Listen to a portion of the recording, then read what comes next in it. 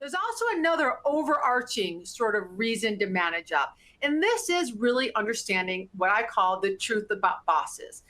And the truth about bosses is while they may be great people, they may not be good at being a boss, or they may not be good at being a boss for you, right? We know that 75% of American workers say that their boss is the worst part of their day. If you've ever had a boss who's the worst part of your day, you'll know what I'm talking about.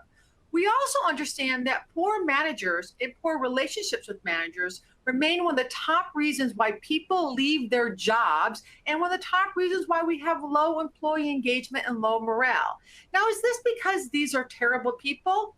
No, not at all. I know a lot of bosses who are great people. They're just not good at being a manager or a boss. And there's a lot of contributing factors to this.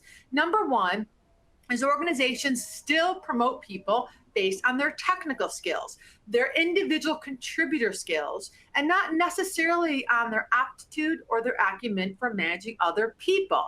For example, you're a great salesperson. So congratulations, Michael Scott, you're now head of Dunder Mifflin. Or your spreadsheets are a thing of beauty, Taryn, so we're going to make you the chief financial officer.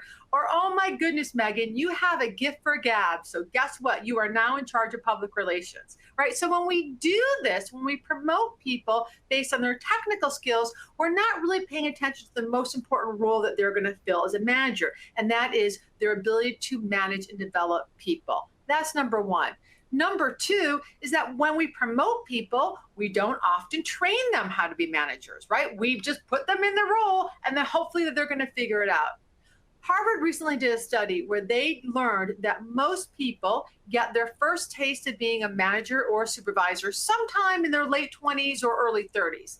But they didn't get any training on how to do it well until their late 30s or early 40s, which means you had 10 years of people just kind of winging it and hoping for the best.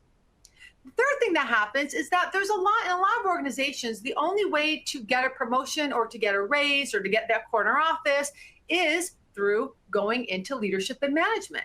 Even if you don't want to be a leader or manager, it's often the only way to further your career. So in many large organizations, especially government organizations, you're going to find a lot of people in management positions who don't even want to be a manager. I'm sure many of you have experienced this. If you work long enough, you're going to have a boss who actually doesn't want to be a boss, but was their only avenue upwards into the organization.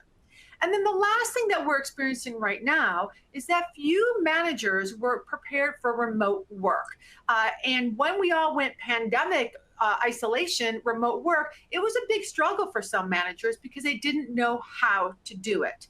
So hopefully they learned, but if they didn't, what this means is that you're going to have, if you work long enough, you're going to have a spectrum of experience with different types of bosses through your life. And by the way, when I say bosses, you can use these exact same theories or practices for colleagues, for people that work for you. You can really view it as managing up, down, and across, because we're really talking about people and adaptive relationship management. All right.